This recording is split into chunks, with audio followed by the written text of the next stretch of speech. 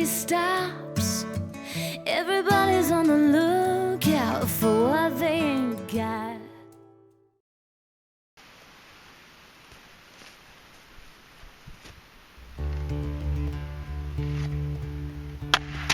If I had done everything I was told to as a boy, if I had done all that was expected of me, I would have stayed in school, graduated with high honors, and then to adhere to the principle of what was considered as the right thing to do. I would have dug a big financial hole for myself or for my parents and proceeded off to college to pursue whatever seemed to be a good idea at the time. To follow through with the great American dream, I would have graduated college, found a good job, stayed with that job to show stability and earn seniority. I'd spend the best years of my life climbing the company ladder all the way to the golden age of retirement. And hopefully, I would retire with my health and my dreams intact and still have the desire to pursue them. You know, when I was a little boy, it seemed like everyone had my life planned out for me. My parents, my older sisters, my teachers, everyone. But I had ideas of my own, because all of the adults that I knew, they were all living the exact same lifestyles. They got up, they went to work day after day, week after week, year after year. And they were all complaining about money. They just never had enough. I was only about 10 years old, and I had already made my mind up that I was just going to build a cabin in the woods and go live in the woods, simple and cheap. But my ideas were repeatedly discouraged by all of my elders.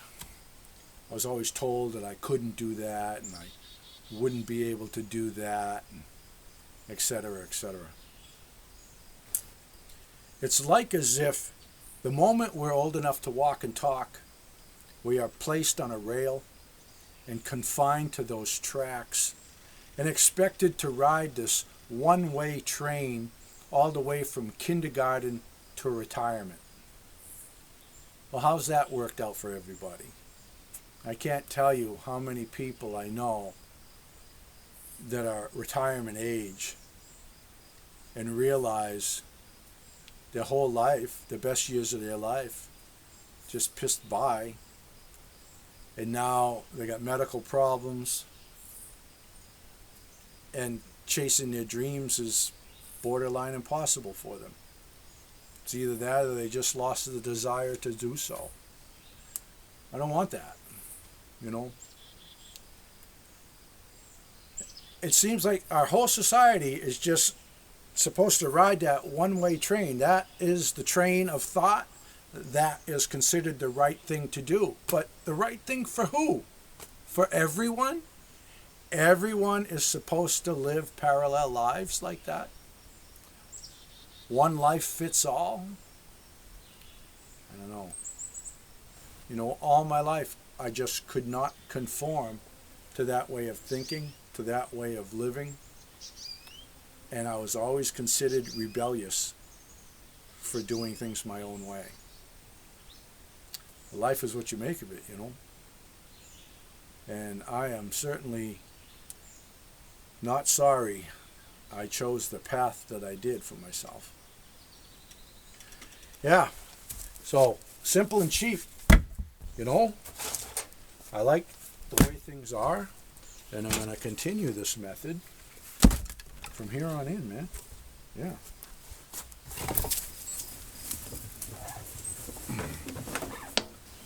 When I was in like maybe third grade, art was a mandatory subject for us. And we had like this little coloring book kind of paint by number thing going on. And I didn't want to paint it the way it was. So I used the colors that I wanted to. And it was like a little Bambi deer. And I drew a little set of antlers on the deer. Stuff like that. I used some artistic license. And the teacher flunked me. She said that I couldn't follow directions And I couldn't color in the lines and all of that. And she said I'd never make it as an artist. This is that whole train track, one-way train thing happening. And then later in life, I had my own gallery. I had 3 sales reps working for me. I had 181 wholesale accounts. I was traveling and competing all up and down the Northeast and really making a name for myself. I really had it going on. I was living the dream. But I would never make it as an artist because I couldn't color in the lines. So if you want to make it in life, make sure you don't jump the track and always color in the lines. I felt like saying, how do you like me now, bitch?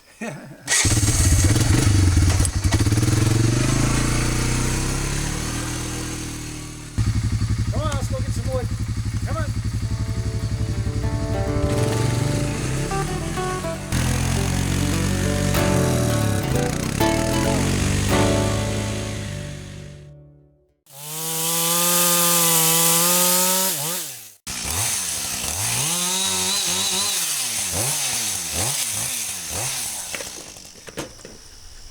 This is the tree that I cut down in the winter. In that video titled The Balance of Nature, I was in here and I cut down that maple. I was feeding the deer with it.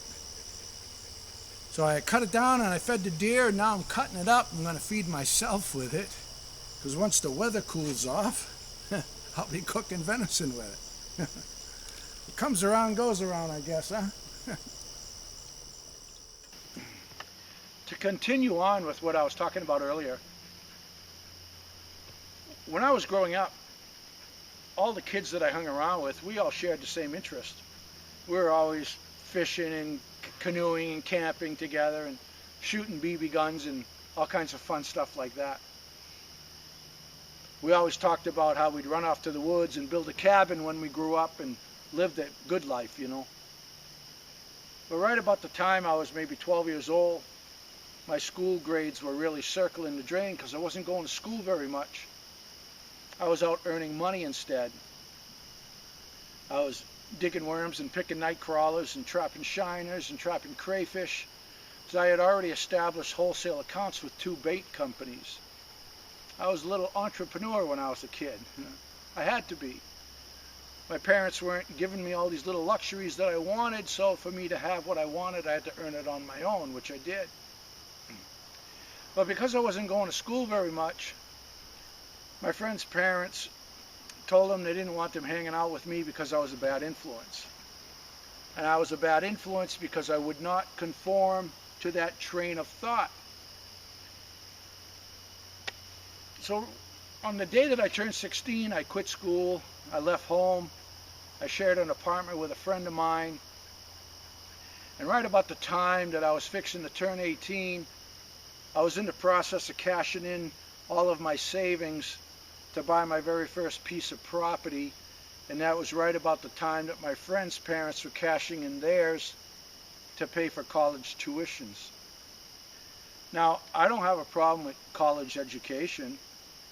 If a person is going after what they are passionate about, and their investment will offer them some really good returns further down the line. I don't have a problem with the 9-to-5 lifestyle if that's the way the person wants to live.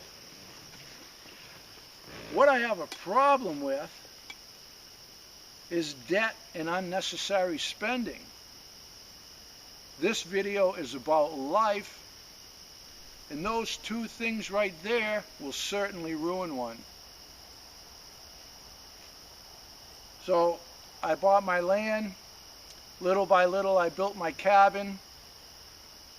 I moved into it when I was 21. I was really, really proud of it. I'm sure I made a lot of mistakes, but I built my own home, did it on my own, and I moved into my own home. I tell you, I was really proud of that, and it was just a great time in my life. And by the time I was 25, the mortgage on the land was paid for. There you go. It was really, really something. hell of an accomplishment. And ironically, not one of the kids that I went to school with that went off to college ended up in a profession that they went to school for. One of them is my age. He hangs drywall. He still lives at home with his parents. You know, a lot of kids nowadays are running off to college as if it's just to fulfill some sort of an obligation. They don't really have any direction. You see it all the time. They go to school, not long into it, they're changing their major to something else. A little while goes by, they're changing their major to something else, and then something else again. They don't know what the hell they want. Now, wouldn't it make more sense to just take that money, put it into investments until you figure out what you want, then take that money, cash it in, and go for it? But what the heck do I know, right? I'm a bad influence. Such is life. It just seems that it would have been so much better for so many people that are dreaming about the simple life, just to gone ahead and went for the dream fulfillment rather than going down the ordinary path. Why be ordinary when you can live extraordinary? Life is what you make of it. You should choose your own path in life, not choose the path that everybody else is laying out for you. Because like I said, should it be one life fits all? We're all different people. We have a mind of our own. We should pursue our own thing. That's just my 2 cents, man. Take it or leave it.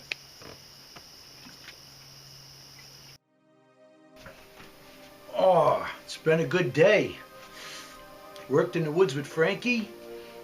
Got all the firewood cached away. Got a lot done. Cabin's all set for winter now. And I grabbed a nice hot shower and I made an awesome pizza in the little oven there, and it came out great. It came out great because I used all the right ingredients. On that notion, wouldn't it be wonderful if we put the same attention into our heart's desires as we do our stomachs? If someone doesn't like anchovies, they're not going to spill anchovies all over their pizza. If they don't like mushrooms, they're not going to use those either. They're only going to use just the right ingredients to give them the flavors they want. But when it comes to their heart's desires, those often end up on the back burner. Most of the people that follow my channel or channels like mine are interested in the simple life, or that is what they've always dreamed about. But unfortunately, they put their heart's desires aside so they could chase the high wages they would never need to sustain themselves in a simple life like this. But because of the lifestyle that they chose, now they need those high wages to sustain that life, and they continue to dig themselves in until they've dug in so deep they can't see out of the hole. Now, I don't claim to know everything, but what I do know is when it's time for me to meet my Maker and I'm reflecting back upon my life, I don't want to be looking at a trail of broken dreams, and I won't.